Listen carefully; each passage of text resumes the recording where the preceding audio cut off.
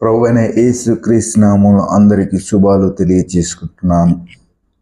ఈ ఉదయకాలము మనము బైబుల్ ధ్యానం చేసుకుందాం. ప్రియమైన దేవుని బిడ్డలారా, గత ఎపిసోడ్లో యోబు గ్రంథము 1వ అధ్యాయము 1వ వచనం నుంచి 5వ వచనం దాకా మనం ధ్యానించాము. మరి ఈరోజు దేవుని కృపను బట్టి మనం 6వ వచనం నుంచి మనము ఈ యొక్క 10వ వచనం దాకా మనము ధ్యానం చేద్దాం. దేవుని కృపను బట్టి మరి ఈరోజు యోబు గ్రంథము 1వ అధ్యాయం 6వ వచనం నుంచి మనం ధ్యానం చేద్దాం. దేవదూతలు యెహోవా సన్నిధిని నిలుచుటకై వచ్చిన దినమొకటి తటస్థించెను. ఆ దినమున అపవాది ఎక్కడ నుండి వచ్చితివని వాని నడగగా, అపవాది సంచరించుచు వచ్చితినని యెహోవాకు ప్రత్యుత్తరమిచ్చెను. అందుకు యెహోవా, నా సేవకుడైన యోబు యథార్థవంతుడును న్యాయవంతుడనై దేవుని యందు భయభక్తులు కలిగి చెడుతనమును విసర్జించి మనిషిని వంటివాడు ఎవడునూ లేడు. ప్రియమైన దేవుని బిడ్డలారా, ఇక్కడ మనము 6వ వచనం, యోబు గ్రంథం 1వ అధ్యాయం 6వ వచనంలో మనకిడ స్పష్టంగా లేఖనం ద్వారా చెప్తున్నాడు.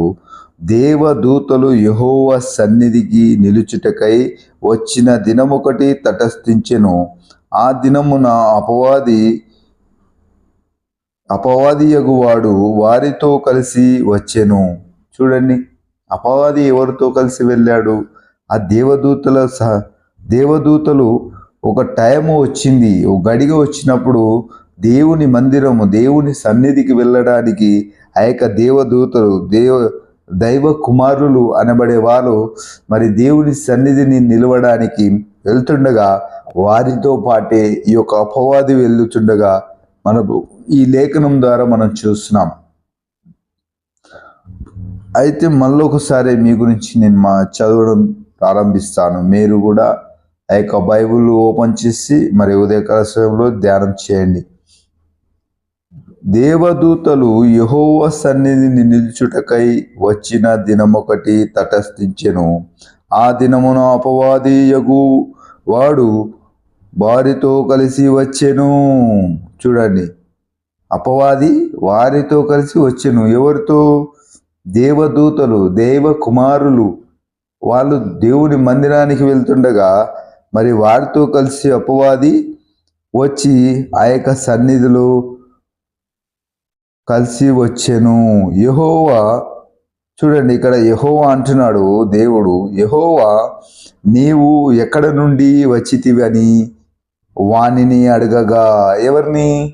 అపవాదిని. ఎందుకంటే తన కుమారులు ఎవరనేది తనకు తెలుసు కదా. మరి అపవాది ఎవరు అనేది, నువ్వు ఎక్కడి నుంచి వచ్చావు అనేది తెలియాలి కదా. నీవు ఎక్కడ నుండి వచ్చితివి అని వానిని అడగా, అపవాది భూమి మీద ఇటు అటు తిరుగుచు అందులో సంచరించుచు వచ్చితిని యెహోవాకు ప్రత్యుత్తరం ఇచ్చెను. చూడండి, ఏమనిస్తున్నాడు అపవాది? నేను భూలోకమందు అటు ఇటు తిరుగుతూ సంచరించి వచ్చిచున్నాను. ఎందుకంటే అపవాదికి ఎవరిని ఎలా చేయాలి, ఎవరిని, యోబు కుటుంబాన్ని తీసుకుంటే వీళ్ళని ఎలా నేను తప్పించాలి, వీళ్ళు అనుదినము దేవుణ్ణి ఆరాధిస్తున్నారు, అనుదినము వారి కుటుంబంలో వారి పిల్లలు దేవుణ్ణి స్తుతిస్తూ ఆరాధిస్తూ గణపరుస్తూ ఉన్నారు కదా. మరి ఈ లోకమంతటా మరి కానీ యోబు వ్యక్తిగతంగా చూసుకుంటే తన మంచి కదా అని చెప్పేసి అటు ఇటు తిరుగుతూ వారి మధ్య ఉండి వెళ్ళిపోచున్నాడు. అప్పుడు ఏమంటాడంటే, యెహోవాకు ప్రత్యుత్తరం ఇచ్చెను. అందుకు యెహోవా, నా సేవకుడైన యోబు. చూడండి, ఇక్కడ యోబు దగ్గరికి ఎవరు పంపించారంటే మనకి ఇప్పుడు తెలుస్తుంది. అపవాది రాడు. గమనించాలి ప్రేమ దేవుని బిడ్డలారా, బైబిల్ చాలా చిన్నగా చదవాలి, చాలా నీట్గా చదవాలి. నీట్గా చదివిన దాన్ని అర్థం చేసుకునేలాగా చదవాలి. ఓకేనా? ఇక్కడ చూద్దాం. ఇక్కడ ఏమంటున్నాడు దేవుడు? అందుకు యెహోవా, నా సేవకుడైన యోబు యథార్థవంతుడును న్యాయవంతుడనై దేవుని యందు భయభక్తులు కలిగి చెడుతనమును విసర్జించువాడు, ఆ మనుష్యుని వంటి వాడు ఎవడును లేడు. చూడండి, యోబుని గురించి ఎంత గొప్పగా సాక్ష్యమిస్తున్నాడు దేవుడు. అదే రీతిగా మరి ఆ యొక్క అపవాదికి కూడా, నా భక్తుడు ఇంత నిజాయితీగా ఉన్నాడు, ఇంత నీట్గా ఉన్నాడు కదా, ఇంత నిరాబడంగా ఉంటున్నాడు, చెడుతనమును విసర్జిస్తున్నాడు, చాలా నీతి గలవాడు, మరి ఈ భూమి మీద వాని అంటి వాడు ఎవడునూ లేడు అని చెప్పి ఇంత పెద్ద సాక్ష్యం ఇచ్చాడు దేవుడు కదా. చాలా మంచి సాక్ష్యం ఇచ్చాడు. యోబుకున్న విశ్వాసం బట్టి దేవుడు ఈ యొక్క సాక్ష్యం ఇస్తున్నాడు కదా. ఈ మాటలు అపవాదికి చెప్పినప్పుడు అపవాది ఎలాగ ఉంటున్నాడో చూడండి. ఇక్కడ ఏమంటున్నాడు ఇక్కడ అంటే, అతని సంగతి నీవెప్పుడైనా ఆలోచించితివా అని అడగగా అపవాది యోబు ఊరకయే. చూడండి ఇక్కడ అపవాది ఏమంటున్నాడు, మళ్ళా చదువుతాను, 9వ వచనంలో చూడండి, ఈ మాట క్లియర్గా ఉంటుంది.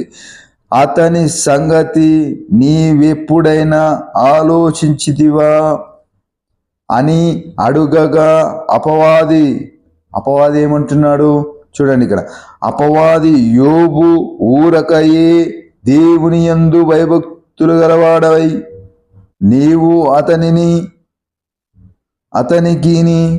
అతని ఇంటి వారికిని అతనికిని కలిగిన సమస్యమును చుట్టూ కంచె వేసితివి కదా. చూడండి దేవుని బిడ్డలారా, అపవాది దేవునికి ఆ సాక్ష్యం ఇస్తుంది. ఏమని? ఫస్ట్ ఏమని దేవుడు సాక్ష్యం ఇస్తున్నాడంటే ఇక్కడ, అతని సంగతి నీవెప్పుడైనా ఆలోచించితివా. ఎందుకు ఆలోచించితివా? నా సేవకుడైన యోబు యథార్థవంతుడు న్యాయవంతుడు, దేవుని యందు భయభక్తులు కలిగి చెడుతనమును విసర్జించువాడు, ఆ మనుష్యుడు వంటి వాడు ఎవడునూ లేడు అని ఆ యొక్క యోబు గారి గురించి దేవుడు ఇంత స్పష్టంగా మాట్లాడుతూ, అతని సంగతి నీవు ఎప్పుడైనా ఆలోచించితివా అని అన్నాడు. ఏమని దేవుని పిల్లరా, ఆలోచించుకోవాలి. దేవుడు మన పట్ల మేలు చేయడానికి చేస్తున్నాడా, మరి కీడు చేయడానికి చేస్తున్నాడా? మేలు కొరకై కీడును అని ఏమంటున్నాడంటే బైబిల్ గ్రంథంలో, ఫస్ట్ కీడు నుంచి తర్వాత మేలు కోరుకో అంటారు. అందుకని మనం గుర్తుపెట్టుకోవాలి, దేవుని యందు ప్రేమైన దేవుని బిడ్డలారా, ఇక్కడ దేవుడే అపవాదికి చెప్తుండు, అతని సంగతి నీవే ఎప్పుడైనా ఆలోచించితివా అని అడుగగా అపవాది, చూడండి అపవాది ఏమంటున్నాడు, యోబు ఊరకయే దేవుని యందు భయభక్తులు గలవాడై, దేవుని యందు భయభక్తులు గలవాడైనా. చూడండి, నీవు అతనికి అతని ఇంటి వారికి అతనికి కలిగిన సమస్యమును చుట్టూ కంచె వేసితివి. ప్రేమైన దేవుని పిల్లరా, మన కుటుంబాల చుట్టూ కూడా దేవుడు అద్భుతంగా కంచె వేసి ఉంటాడు.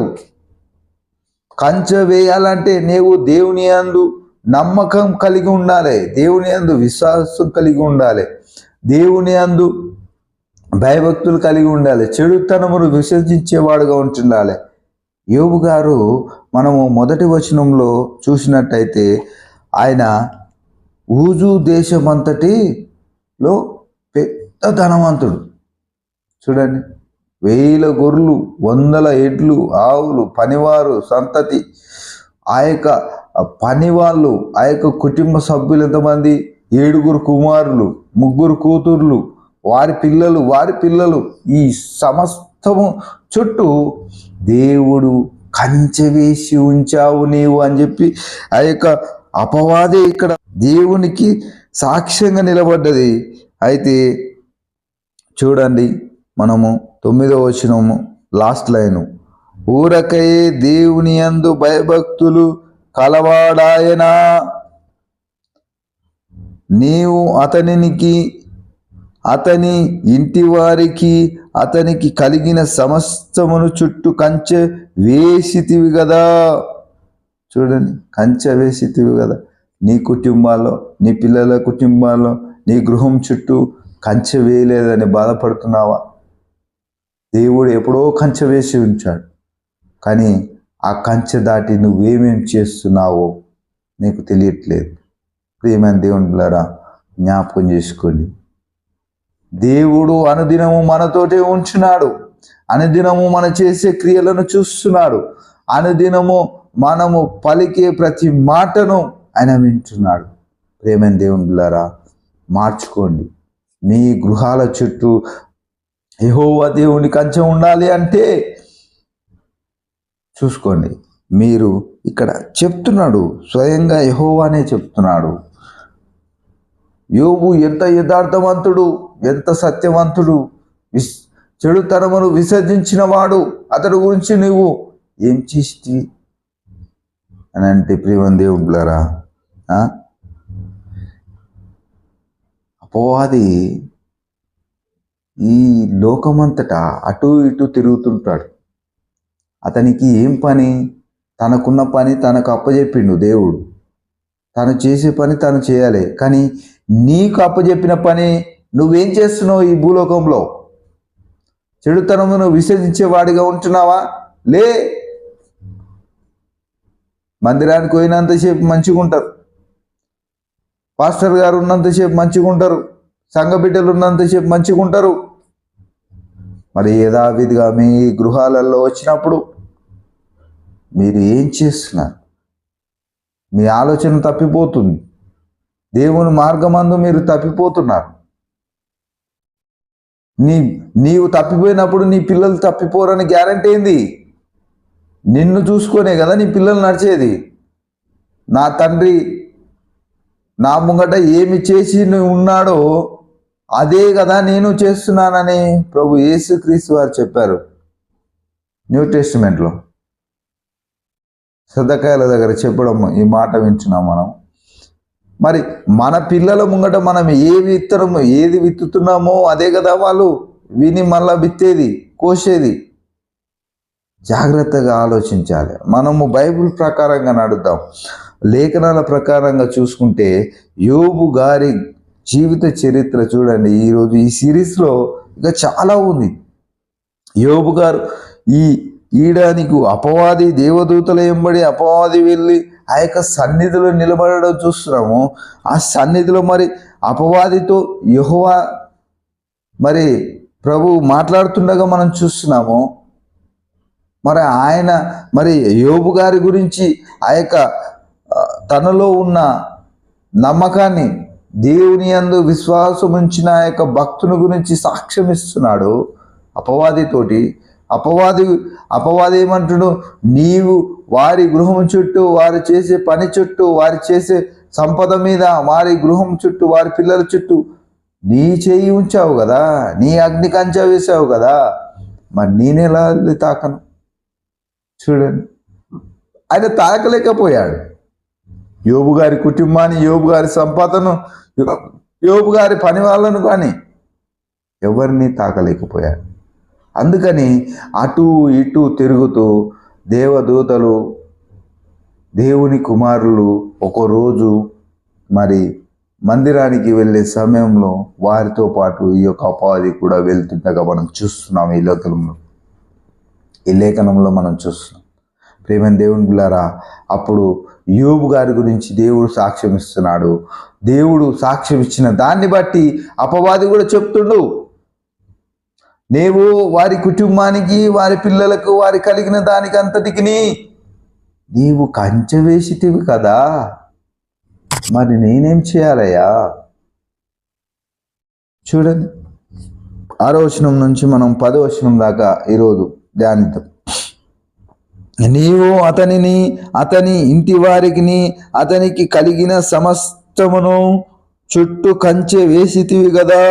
నీవు అతని చేతి పనిని దీవించుచుండుట చేత, చూడండి, అతని ఆస్తి దేశములో బహుగా విస్తరించి ఉన్నది. చూడండి ప్రేమ దేవుని బిడ్డలారా, మరలా చదువుదాం. నీవు అతనిని, అతని ఇంటి వారికి, అతనికి కలిగిన సమస్తమును చుట్టూ కంచె వేసితివి కదా. ఎవరు చెప్తున్నారు ఈ మాట? అపవాది యెహోవాకు చెప్తున్నాడు, దేవునికి చెప్తున్నాడు. ఏమని? కంచె, చుట్టూ కంచె వేసితివి కదా. నీవు అతని చేతి పనిని దీవించుచుండుట చేత అతని ఆస్తి దేశంలో బహుగా విస్తరించి ఉన్నది. చూడండి, అతని చేతి పనిని బహుగా ఆశీర్వదించాడు, తన కుటుంబాన్ని బహుగా ఆశీర్వదించాడు దేవుడు. అందుకని చెప్పి అతని ఆస్తి దేశంలో బహుగా విస్తరించి ఉన్నది. చూడండి, చేతి పనిని దీవించాడు. ప్రియమైన దేవుని బిడ్డలారా, ఈరోజు మీ కుటుంబాల్లో చేతి పని లేదని బాధపడుతున్నారా? మీ గృహంలో భార్యాభర్తలు చేతి పని లేదని బాధపడుతున్నారా? మనుషుల తట్టు చూడకండి, దేవుని తట్టు తిరగండి. నిజమైన దేవుడు మనకున్నాడు. ఆయన తట్టు తిరిగి, అయ్యా ప్రభువా, మరి ఆ రోజు యోబు గారికి మరి చేతి పనిని దీవించినట్టుగా మా కుటుంబాల్లో మాకును చేతి పనిని దీవించమని అడగండి, ప్రార్థన చేయండి. వేకువ జామున లేచి ప్రార్థన చేయండి, కన్నీరు విడిచి ప్రార్థన చేయండి. మీ ప్రార్థన ఆయన ఆలకించేవాడుగా ఉంటున్నాడు. ప్రియమైన దేవుని బిడ్డలారా, జ్ఞాపకం చేసుకోండి, దేవుడు మనుషులకు మరి అత్యధికంగా ఆశీర్వదించి మొత్తమును మానవుని కిందనే పెట్టాడు. జీవరాశులు, భూమి, జలమండలాలు, సమస్తము ఏదైనాను. ప్రేమైన దేవుని బిడ్డలారా, యోబు గ్రంథము 6వ వచనం నుంచి 10వ వచనం దాకా ధ్యానించాము. మరి దేవుడు యోబు గారి చేతి పనిని దీవించటం, అతని ఆస్తి దేశంలో బహుగా విస్తరించడము మనం చూస్తున్నాము. మరి ఈ వాక్యాన్ని దేవుడు దీవించి ఆశీర్వదించును గాక. చిన్న ప్రార్థన చేసుకుందాం. ప్రభువా, కృపగల దేవా, మహోన్నతుడ, మహిమగల రాజా, ఈ వాక్యాన్ని విన్నవారికి మరి నీరు కట్టి ఫలం చేసి వారి జీవితాల్లో అద్భుత ఆశీర్వాదాలు అనుగ్రహించామని కోరుకుంటూ ఈ ఉదయకాల సమయంలో సమస్తం నీ చేతులకు అప్పచెప్పుకుంటూ నజరేయుడైన యేసు నామములో ప్రార్థించి వేడుకుంటున్నాం తండ్రి. Amen, amen. దేవుడు బహుగా మిమ్మును దీవించును గాక. ఆమెన్.